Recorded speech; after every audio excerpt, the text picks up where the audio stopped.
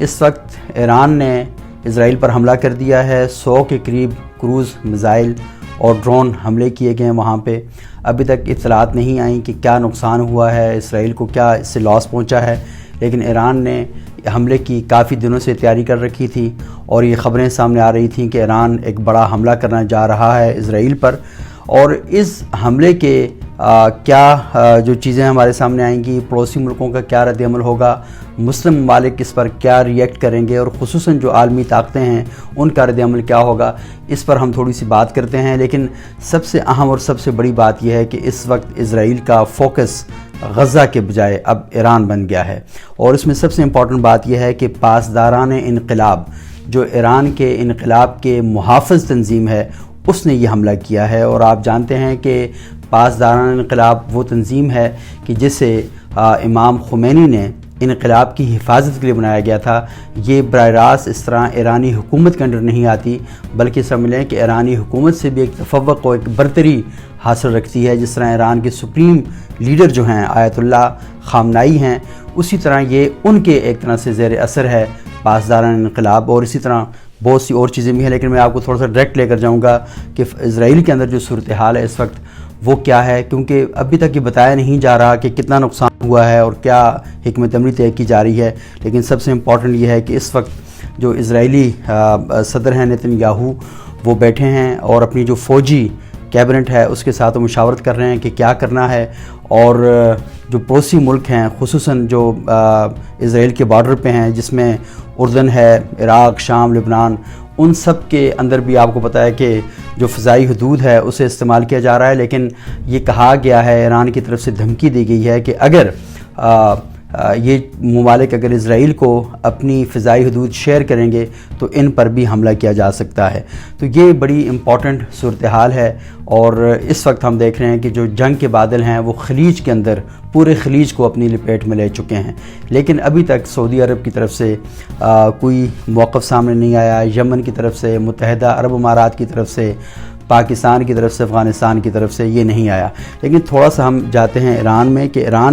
ایران نے جو حملہ کیا ہے یہ بہت امپورٹنٹ ہے کہ ایران نے یہ حملہ کیوں کیا. آپ کے علم میں ہے کہ جب سے ایران میں انقلاب آیا ہے اس کے بعد سے ہم دیکھتے ہیں کہ ایک مسلسل ٹسل اور ایسے بیانات جو ہیں وہ اسرائیل کے خلاف ہمیشہ دیے جاتے ہیں. امام خمینی صاحب کا ایک بڑا مشہور فتویٰ بھی ہے, اور اس فتوے کے ساتھ ان کے ہمیشہ یہ بیان سامنے آتے تھے جس میں وہ کہتے تھے کہ امت مسلمہ کے سارے نوجوان اسرائیل کی طرف منہ کر کے اگر پیشاب کریں تو اسرائیل اس پیشاب کی جھاگ میں بہہ جائے گا. اور اسرائیل کے خلاف ایران کا ہمیشہ ایک بڑا سٹرانگ سٹانس رہا. اور ہم یہ بھی دیکھتے ہیں کہ جب سے ایرانی انقلاب آیا ہے اس کے بعد اس کا جو براہ راست ٹارگٹ تھا وہ ہمیشہ اسرائیل ہی رہا. لیکن آج پہلی بار ایران کی طرف سے براہ راست حملہ ہوا ہے, ایران کی زمین استعمال ہوئی ہے اور اسرائیل کی زمین پر یہ حملہ کیا گیا ہے. تو first time in the history of Iran کی تاریخ میں پہلی بار یہ واقعہ ہوا ہے کہ مسلسل جو زبانی جنگ تھی, زبانی جنگ کے بعد اب یہ ایک عملی جو میدان ہے اس کے اندر وہ چلے گئے. اور اس کی بھی بڑی ایک امپورٹنٹ بات کی جاتی ہے کہ ایران کے اندر ہمیشہ یہ آوازیں اٹھائی جاتی تھیں اور یہ بات کہی جاتی تھی کہ ہم اسرائیل کے خلاف یہ کر رہے ہیں, اور اپنا جو ڈیفنس کا بجٹ ہے وہ یہ کہہ رہے ہیں کہ 50% ایران کا جو ڈیفنس کا بجٹ ہے وہ ڈیفنس پہ خرچ ہوتا تھا. اور ایرانی شہری جو ہیں وہ یہ سوال کر رہے تھے اپنی حکومت سے کہ آپ کر کیا رہے ہیں, یعنی آپ نے اتنا عرصہ جو ہمارا بجٹ ہے وہ سارے کا سارا آپ نے ڈیفنس پہ خرچ کیا, پوری دنیا کی پابندیاں آپ نے برداشت کی, اور اس کی بنیادی وجہ بھی یہی تھی کہ آپ کا عالمی سطح پر موقف مختلف تھا. لیکن جب وقت آیا ہے تو آپ بالکل خاموش بیٹھے ہیں. تو پھر ایران کو اپنے عوام کو بھی مطمئن کرنا تھا, اور صرف عوام کو ہی مطمئن نہیں کرنا تھا بلکہ خطے کے اندر جو آپ اپنا ایک نقطہ نظر لے کر چل رہے تھے اس کو بھی ایک سپورٹ فراہم کرنی تھی. تو پھر آپ کو یہ جو حملہ ہے وہ کرنا پڑا. لیکن اب صورتحال یہ ہے کہ کیا ایران نے یہ حملہ کرنے سے پہلے جو اسرائیل کے پڑوس میں مسلم ممالک ہیں ان سے کوئی مشاورت کی, کیا عراق سے کوئی بات چیت کی گئی, شام سے بات کی گئی, لبنان سے بات کی گئی, اور خصوصاً کیا پاکستان کو اس عمل میں مشاورت کا حصہ بنایا گیا؟ تو ہم یہ دیکھتے ہیں کہ ابھی تک ایسی کوئی اطلاعات ہمارے سامنے نہیں آئیں. اگرچہ کہ مسلم آبادی والے ملکوں میں یہ مطالبہ تو رہا کہ مسلمان ممالک اس میں مداخلت کریں, فلسطین کا جو مسئلہ ہے اس کو حل کرانے کی کوششیں کریں. اور صرف وہاں پر ہی نہیں, ہم یہ دیکھتے ہیں کہ UK میں بہت بڑا احتجاجی مظاہرہ آج بھی ہوا تھا,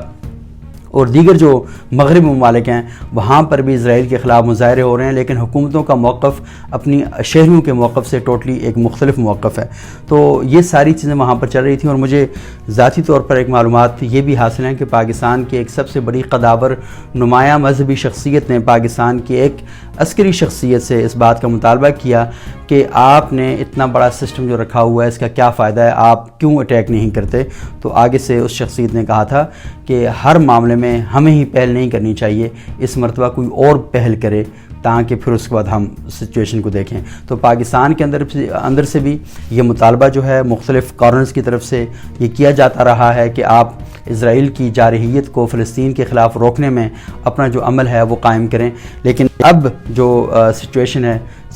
روم جو ہے وہ تبدیل ہو چکا ہے، اور اس وقت پورا دنیا کا میڈیا اس چیز کو کور کر رہا ہے کہ اسرائیل کا ریئیکشن کیا ہوگا۔ برطانیہ کے وزیر اعظم نے مذمت تو کی ہے ایران کے حملے کی اسرائیل پر، لیکن ابھی تک امریکہ کی طرف سے کوئی موقف سامنے نہیں آیا۔ امریکہ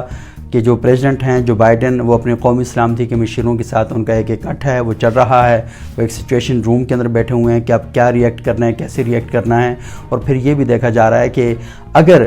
اس قسم کی کوئی کوشش ہوتی ہے، کوئی کاوش ہوتی ہے، تو وہ جو آپ نے وار اگینسٹ ٹیرر جو سٹارٹ کی تھی، کہیں وہ ایک نئے پہلو سے ہمارے سامنے ہو کر نہ آئے، کیونکہ آپ نے دیکھا کہ بڑی مشکلوں سے مسلم ممالک کے اندر اسی بیانیے کے ساتھ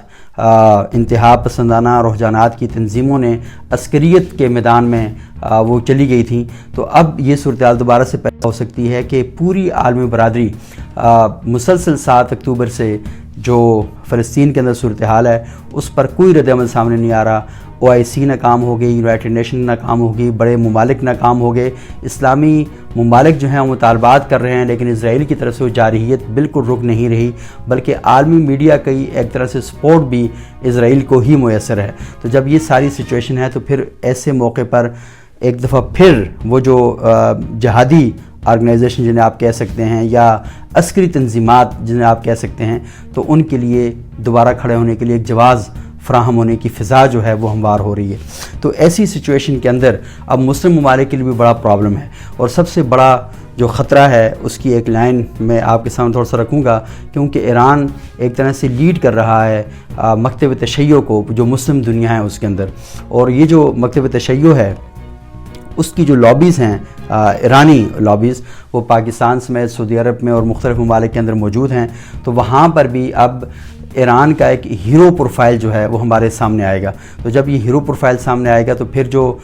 سنی اکثریت والے ممالک ہیں یا سنی اکثریت رکھنے والے جو فوجیں ہیں، تو ان کے لیے ایک سوال پیدا ہوگا کہ وہ اس سارے عمل میں کیا کر رہی ہیں۔ تو کہیں نہ کہیں انہیں بھی اس معاملے کے اندر پھر آنا پڑے گا۔ اگر وہ بھی آ گئیں اور ایران بھی آ گیا تو پھر اس کا مطلب یہ ہے کہ کہیں نہ کہیں آپ کو اپنے جو پرسنل کلیشز ہیں انہیں چھوڑ کر اس ایشو پر سامنے آنا پڑے گا، اور اگر آپ سامنے آئیں گے تو اس کا مطلب ہے کہ پورے خلیج کے اندر عراق ایران جنگ کے بعد، عراق اور کویت جنگ کے بعد ایک نئی جنگ جو ہے اس کا مظاہرہ ہمارے سامنے آئے گا۔ اور ہم دیکھ رہے ہیں کہ ابھی جو خبریں آ رہی ہیں اس کے مطابق اردن میں تمام تعلیمی ادارے بند کر دیے گئے ہیں، ٹرانسپورٹ وغیرہ بند کر دی گئی ہے، ایران کے اندر بھی یہی صورتحال ہے، عراق کے اندر بھی یہی صورتحال ہے، شام میں، لبنان میں، اور اسرائیل سے بھی خبریں یہی آ رہی ہیں کہ اسکولوں کو چھٹیاں دے دی گئی ہیں، اور وہاں پر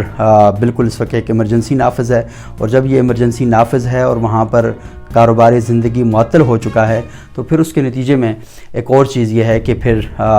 جو دفاعی ایکٹیویٹی ہے وہ بہت زیادہ بڑھے گی، اور صرف دفاعی ایکٹیویٹی نہیں بڑھے گی، ابھی رات ہے اور ہم یہ دیکھیں گے کہ کل شاید جب صبح ہو تو اس وقت پوری دنیا جو ہے وہ جاگ رہی ہے، پوری دنیا کے جو حکمران ہیں وہ جاگ رہے ہیں، سچویشن کا جائزہ لیا جا رہا ہے۔ اور یہ جو صورتحال ہے، ایک تو یہ کہا جا سکتا ہے کہ کوئی ہنگامی صورتحال ہمارے سامنے آئی ہے، تو شاید شہریوں کی حد تک تو یہ ہنگامی صورتحال ہو سکتی ہے، لیکن ملکوں کے اپنے انٹیلیجنس سسٹم ہیں، انہیں پتہ ہے تھا کہ ایران اب کیا کرنے والا ہے۔ اور یہ بھی کہا گیا ہے کہ اسرائیل نے جو ایران کے میزائل تھے اور ایران کے جو ڈرون تھے انہیں اردن کی فضا میں بھی تباہ کیا ہے۔ اس کا مطلب ہے کہ اسرائیل بھی الرٹ تھا کہ اس کے خلاف ایران کی طرف سے کوئی نہ کوئی جارحیت ہو سکتی ہے، کوئی نہ کوئی کارروائی ہو سکتی ہے، تو کاؤنٹر تو وہاں پر کیا گیا ہے، لیکن کل اب پتہ چلے گا کہ کیا یہ جنگ بڑھتی ہے یا اس جنگ کو کنٹرول کرنے میں عالمی برادری کوئی اپنا رول جو ہے وہ پلے کر سکتی ہے۔